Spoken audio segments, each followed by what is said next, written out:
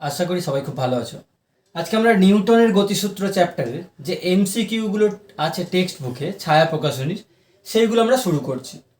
দেখো, প্রথম প্রশ্নে বলছে যে 2 কেজি আর 3 কেজির একটা ব্লক আছে, সেই দুটো ব্লককে একটা মেঝের ওপরে রেখে একটা 10 নিউটনের বল প্রয়োগ করা হয়েছে। তাহলে বলতে হবে যে 2 কেজিটা 3 কেজির ওপর কত বল দিচ্ছে। 10 নিউটন দেওয়া হচ্ছে 2 কেজিকে, তাহলে 2 কেজি 3 কেজির ওপর একটা স্পর্শ বল দিচ্ছে, কারণ এটা কন্ট্যাক্টে আছে, সেই ফোর্সটা বলতে হবে। তো 2 কেজি 3 কেজিকে যে ফোর্সটা দেবে সেটাকে যদি এফ বলে থাকি, তাহলে 3 কেজিও 2 কেজির ওপর একটা সমান ফোর্স ফেরত দেবে নিউটনের তৃতীয় সূত্রানুসারে। ভালো করে বোঝো, 2 3কে ঠেলবে, 3 ও 2কে সমান পরিমাণে ফেরত দেবে। তো এটাকে যদি আমরা নতুন করে আঁকি, একটু যদি ছাড়িয়ে এঁকে দেখি যে 3 কেজির ওপরে একটা ফোর্স কাজ করছে, সেটা হচ্ছে এফ। 3 কেজি 2 কেজির ওপর একটা ফোর্স দিচ্ছে, সেটাও এফ। আর 2 কেজির ওপর বাইরে থেকে একটা ফোর্স আছে, যেটা হচ্ছে 10 নিউটন। তাহলে যদি তুমি এবারে ইকুয়েশন অফ মোশনগুলো লেখো প্রত্যেকটা বস্তুর জন্য, যেটাকে ফ্রি বডি ডায়াগ্রাম আমি আঁকার চেষ্টা করেছি এখানে, তাহলে 2 কেজির জন্য যদি সমীকরণ লেখো, তাহলে দেখো এরা তো যাবে সবাই একই ত্বরণে। কারণ 2 কেজি যাবে 3 কেজি যাবে না, হতে পারে না। এর সামনে রয়েছে মানে তোমায় যেতে হবে একসঙ্গে জোড়া বলতে গেলে। এদের প্রত্যেকের ত্বরণ যদি এ হয়ে থাকে, তাহলে আমি 2 কেজির জন্য সমীকরণ লিখতে পারি, ডান দিকে যাচ্ছে মানে 10 নিউটন জিতেছে, তাহলে 10 নিউটন মাইনাস উল্টো দিকে একটা ফোর্স এফ সমান সমান 2 × এ। এটা হচ্ছে 2 কেজির জন্য সমীকরণ গেল, 1 নম্বর গেল। 2 নম্বর সমীকরণ হচ্ছে 3 কেজির জন্য। 3 কেজি বস্তুর উপর দেখো একটাই ফোর্স আছে, সেটা কে প্রদান করছে? সেটা হচ্ছে 2 কেজিটা প্রদান করছে। তাহলে আমি লিখতেই পারি 3 কেজির জন্য সমীকরণ, সেটা হচ্ছে এফ, এটাই মোট বল, সমান সমান 3 × এ। এটাকে আমি 2 নম্বর সমীকরণ বললাম। সমাধান করলে তুমি ত্বরণও পেয়ে যাবো, বলও পেয়ে যাবে।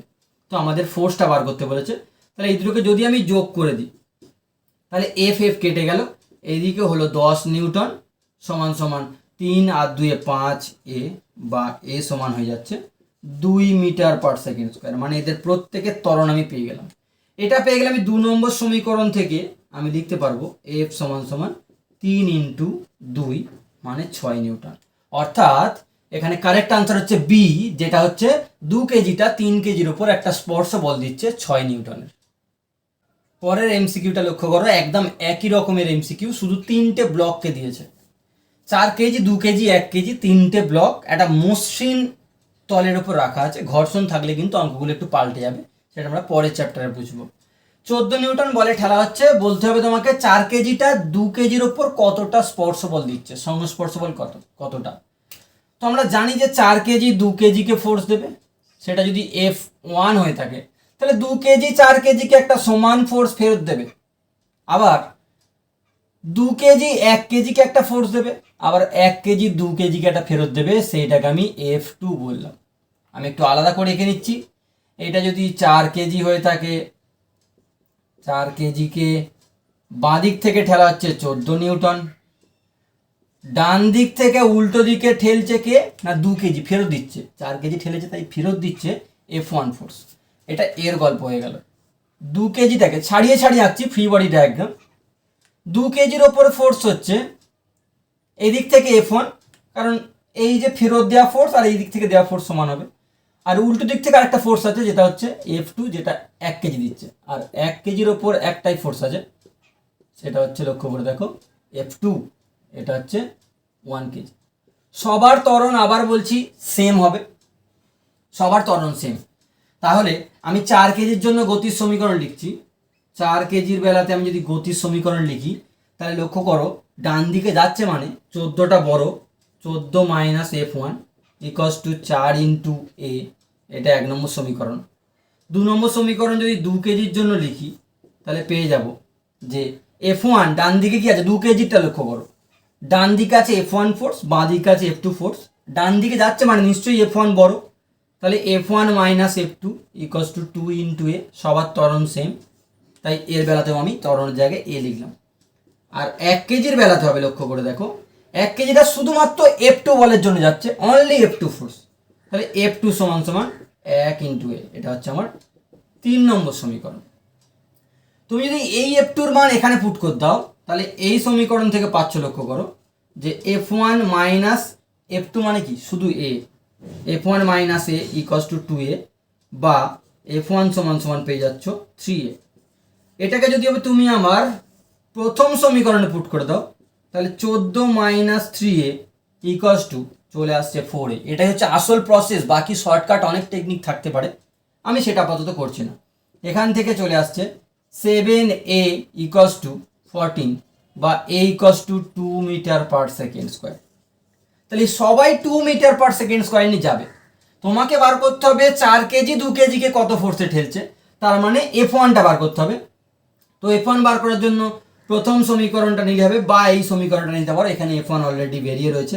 তো এখান থেকে তুমি পেয়ে যাবে 3 ইন্টু 2 করলে 6 নিউটন, তার মানে আনসারটা এখানে 6 নিউটন হবে। যদি বলতো যে 2 কেজি 1 কেজিকে কত ফোর্সে ঠেলছে, তাহলে তোমাকে এফ টুটা বার করতে হতো।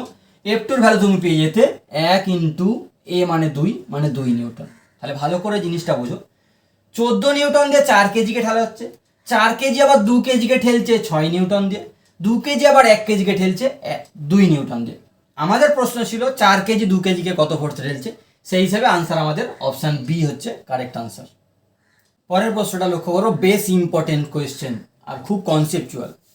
কোয়েশ্চেনটাই বলছে একটা ব্লককে যদি আমরা থিটা নতিকোণ বিশিষ্ট আর এইচ উচ্চতার একটা নততলের ওপর থেকে ছেড়ে দিই, তাহলে এটা কত সময় লাগবে নিচে পড়তে, কত সময় পরে নিচে পৌঁছাবে, মানে আমার ছবি অনুযায়ী এ থেকে সি বিন্দুতে পৌঁছাবে। তো ভালো করে লক্ষ্য করো, এই ব্লকটাকে আমি এইখানে না এঁকে একটু মাঝখানে এঁকে ভাবছি। যখন ব্লকটা যে কোনো জায়গায় থাকবে, আমার এখানে আঁকতে সুবিধা বলে তাই করছি, তখন এর যে ওজন সেটা এমজি নিচের দিকে কাজ করবে। এই ওজনের দুটো উপাংশ ভাঙা যাবে, একটা হবে এই বরাবর আর একটা হবে এই বরাবর। ভালো করে লক্ষ্য করো, একটা হবে এই বরাবর উপাংশ আর একটা হবে এই বরাবর উপাংশ।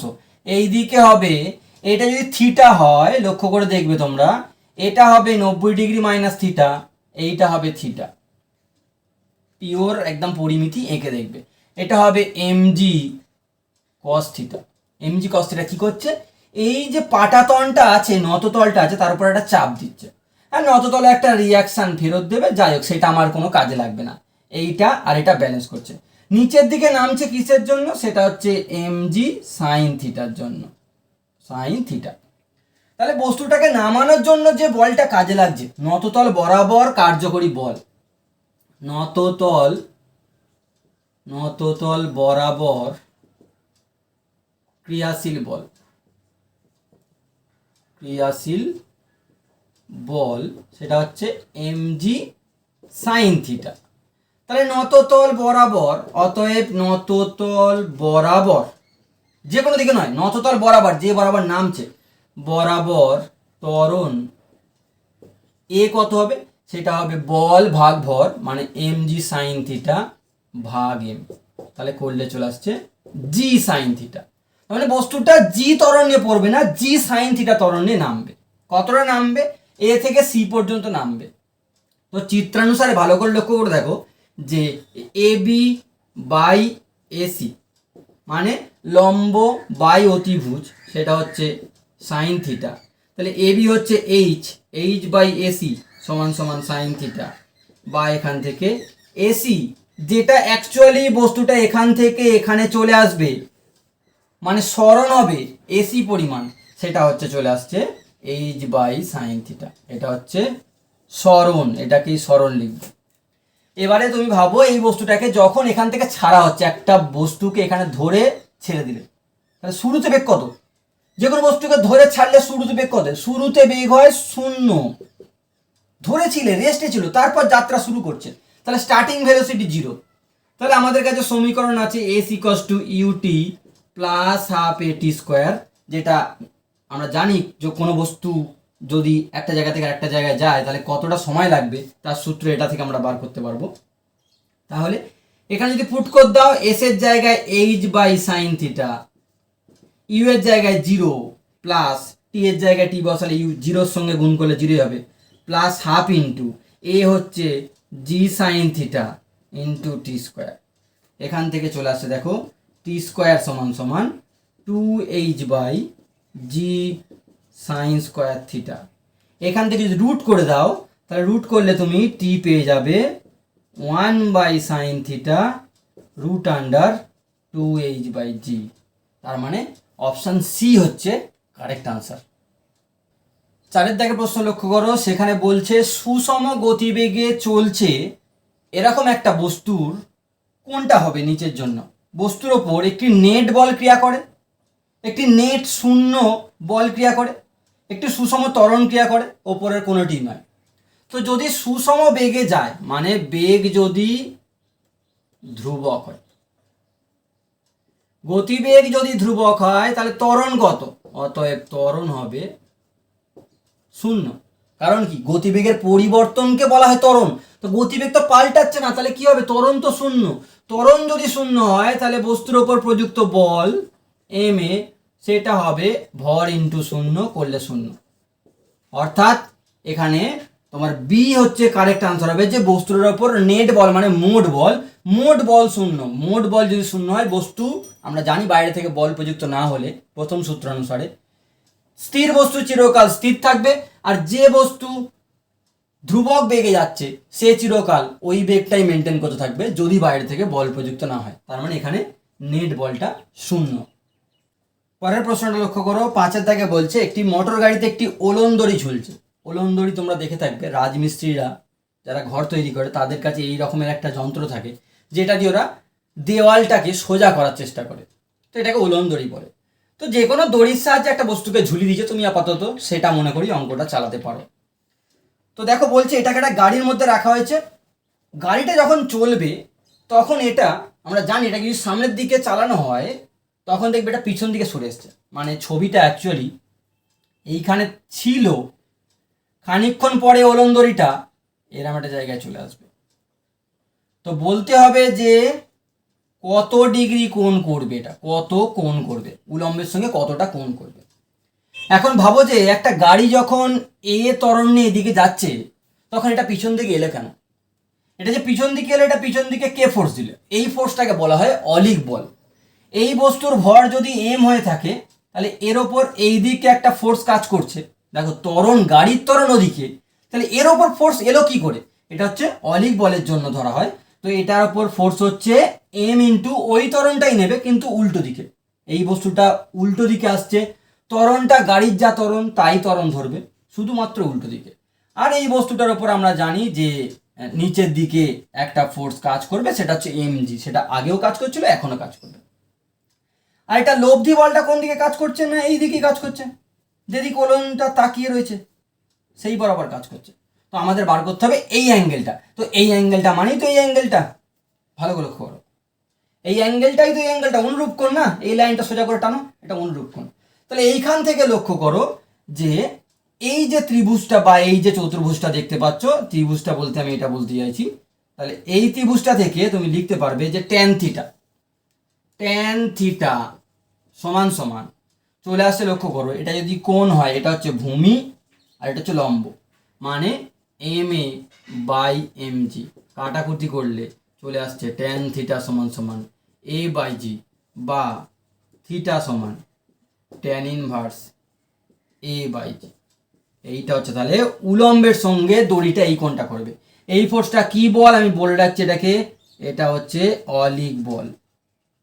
কারণ এটাকে তুমি এক্সপ্লেন করতে পারবে না, গাড়িটা ওদিকে যাচ্ছে তাও এখানে উল্টো দিকে আসছে, বস্তুর ওপর বল ওদিকে যাচ্ছে তাহলে উল্টো দিকে আসছে কেন? এটাকে অলিক বল বা ছদ্ম বল, অলিক সিউডো ফোর্স ইংরেজিতে বলে, সিউডো কথার মানে হচ্ছে ছদ্ম। তো এই বলটা লুকিয়ে আছে যেন মনে করা হচ্ছে, তো সেটা এটাকে উল্টো দিকে নিয়ে আসছে। ভালো করে জিনিসটা লক্ষ্য করো। 6 দাগের প্রশ্ন লক্ষ্য করো, বলছে একটা মোটর গাড়ি 50 কিমি/আওয়ার বেগে যাচ্ছে। এখানে দুটো কেস বলেছে, একবার 50 কিমি/আওয়ারে যাবে আর একবার যাবে ডবল স্পিড 100 কিমি/আওয়ারে। বলছে প্রথমবারে গাড়িটাতে ব্রেক মারায় সেটা 6 মিটার দূরত্বের মধ্যে থামানো সম্ভব হয়েছে। পরের বারে যখন গাড়ি স্পিড ডবল করে দেওয়া হয়েছে, প্রাথমিক বেগ এইখানে রয়েছে 50 কিমি/আওয়ার, আর এখানে পরের বারে করে দেওয়া আছে 100 কিমি/আওয়ার। এইটাতে থামাতে 6 মিটার লেগেছে, এইটাতে থামাতে কত মিটার লাগবে এটা হচ্ছে প্রশ্ন। এগুলোকে তুমি সব ড্যাশ করতে পারো, একই রকমের গাড়ি মানে একই রকমের ব্রেক কষা হয়েছে, একই ড্রাইভার চালাচ্ছিল, মানে বলতে চাইছি যে মন্দনটা সেম, দুটো ক্ষেত্রেই মন্দন সেম। যেহেতু একই গাড়ি আর একই ড্রাইভার বলছি, মন্দন থাকবে সেম। তাহলে আমি লিখে ফেলছি এখান থেকে অন্তিম বেগ কত, থামিয়ে দিয়েছি মানে জিরো হয়ে গেছে। তাহলে আমি লিখতে পারি জিরো স্কোয়ার সমান U square minus two A into S. এটা প্রথমবারে গেল। তাহলে এখান থেকে তুমি পেয়ে যাবে যে এ সমান U square by two S. এটা হচ্ছে প্রথমবারের অঙ্ক থেকে আমি এটা পাবো। তুমি যদি মানগুলো পুট করো তো তোমার এটা উচিত কিলোমিটারটাকে প্রথমে চেঞ্জ করা, তাহলে ইউটাকে যদি কিলোমিটার থেকে চেঞ্জ করো তাহলে 50 ইন্টু 5/18 শর্টকাট নিয়ম। কিমি থেকে তুমি মিটারে গেলে 1000 দিয়ে গুণ করবে, আর ঘন্টা থেকে যেতে গেলে তুমি গুণ করবে নিচে 3600 দিয়ে, তাহলে এত মিটার পার সেকেন্ড। আমি হিসেব করছি এরকম রাখলাম কারণ ওটা কেটে যাবে, তাই আমি কাটাকুটি যাচ্ছি না, এটা এরকমই থাক। মানগুলো আমি বসাচ্ছি না, লাস্ট লাইনে বসে দিচ্ছি। আর পরের বারে ফের গাড়িটাকে থামাতেই তো হবে, শুধু ডিস্টেন্স আলাদা হবে। গতিবেগ প্রাথমিক সেটা আলাদা ছিল, তাই জন্যই বেশি দূরে গিয়ে থামবে, কিন্তু একই রকমের মন্দন মানে একই রকমের ব্রেক কষা হয়েছে। তাহলে আমি পরের বারে লিখবো সেম, এটা আমি ইউজ করতে পারবো, মানে জিরো স্কোয়ার সমান u dash square minus two a s dash. তাহলে এস ড্যাশ হবে, আমি লিখতে পারি সেটা হচ্ছে u dash square divide by two into a. তাহলে u dash square divide by এখানে যেটা চলে আসছে সেটা হচ্ছে two into u square by two s, মানে টু ইন্টু এস এখানে, তাহলে এটাতে কেটে গেল। তার মানে চলে এলো u dash square by u square into S, এটাই হচ্ছে আনসার হবে। এবার ইউ ড্যাশটাকেও চেঞ্জ করে লেখা উচিত, ইউ ড্যাশটাও হবে, লক্ষ্য করে দেখো 100 ইন্টু 5/18 এত মিটার পার সেকেন্ড। দেখো আমি বলছিলাম স্কোয়ার করলে সেই কেটে যাবে, মানে ওপর নিচে সেম জিনিস আছে, তাহলে 5/18 কেটে যাবে। না চেঞ্জ করলে হতো, তাও চেঞ্জ করলাম। এখানে যদি বসিয়ে দাও তাহলে তুমি পাবে, লক্ষ্য করে দেখো ইউ ড্যাশ বাই ইউ করলে 5/18 কমন রয়েছে, মানে এখানে চলে আসছে অ্যাকচুয়ালি 100/50 ইন্টু এটা হচ্ছে 6 মিটার। তাহলে করলে চলে আসবে, এটাতে কাটলে এখানে একটা স্কোয়ার ছিল, তাহলে 4×6 = 24 মিটার। তার মানে এখন গাড়িটা স্পিড ডবল করে দেওয়ার জন্য গাড়িটাকে ব্রেক মারা সত্ত্বেও সেটা প্রায় 4 গুণ, প্রায় নয় অ্যাকচুয়ালি 4 গুণ দূরত্ব থেকে থামবে। আগে যেত 6 মিটার দূরে গিয়ে থামতো, এখন সেটা 24 মিটার দূরে গিয়ে থামবে। আনসার হচ্ছে অপশান ডি কারেক্ট আনসার। এবার সাথের দাগের প্রশ্ন লক্ষ্য করো, যেটা মণিপাল 2010-এর একটা এক্সাম ছিল, সেখানে পড়েছিল। বলছে একটা বস্তুর ভর 0.5 গ্রাম, 0.5 সরি গ্রাম না কেজি আছে। এরম একটা ভরের বস্তু, সেটা গতিশীল অবস্থায় রয়েছে, মানে তার প্রাথমিক বেগ হচ্ছে 2 metre per second, 2 metre per second বেগে চলছে। এখন 2 সেকেন্ড ধরে ওই বলটির ওপর, এটা একটা বল যার উপর একটা এক্স বল প্রয়োগ করা হয়েছে, বল প্রয়োগ করা হয়েছে এক্স, এত নিউটন, বলতে গেলে এক্স নিউটন ধরে নাও। তার ফলে কি হয়েছে না, বস্তুটার বেগ বেড়ে গিয়ে হয়ে গেছে 3 মিটার পার সেকেন্ড। কতক্ষণ ধরে করা হয়েছে এই ঘটনাটা, টাইমটা হচ্ছে বলে দিয়েছে 2 সেকেন্ড। তাহলে 2 সেকেন্ড ধরে বল প্রয়োগ করায় বস্তুটার মানে বলটার বেগ বেড়ে গেছে। তাহলে বলতে হবে বলটার মান কত, মানে এক্স এর মান কত। তো লক্ষ্য করে দেখো, গতিবেগ প্রাথমিক বেগ ছিল ইউ 2 মিটার পার সেকেন্ড, পরে 3, তাহলে ত্বরণ আমি লিখতে পারবো V minus you by T. বসিয়ে যদি দিই তাহলে 3 - 2/2 মানে চলে আসছে 1/2 মিটার পার সেকেন্ড স্কোয়ার। অতএব বস্তুটার ওপর যে বলটা প্রয়োগ করা হয়েছিল, যার কারণে এটার গতিবেগ বৃদ্ধি পেল, সেটা হবে আমরা জানি ভর ইন্টু ত্বরণ। ভর হচ্ছে 0.5 ইন্টু 1/2 করলে 0.25 নিউটন, মানে এখানে কারেক্ট আনসার হচ্ছে অপশান সি। দেখো জিনিসটা বোঝা গেল কিনা। আর এটা লক্ষ্য করো, খুব ইম্পর্টেন্ট এবং কনসেপচুয়াল কোয়েশ্চেন, আমার খুব পছন্দের প্রশ্ন। বলছে 1000 কেজি ভরের একটা মোটর গাড়ি, তার উপর 500 নিউটন বল প্রয়োগ করা হচ্ছে। দুটো সিচুয়েশন। ফার্স্ট কেস, 1000 কেজি ভরের একটা গাড়ি আছে,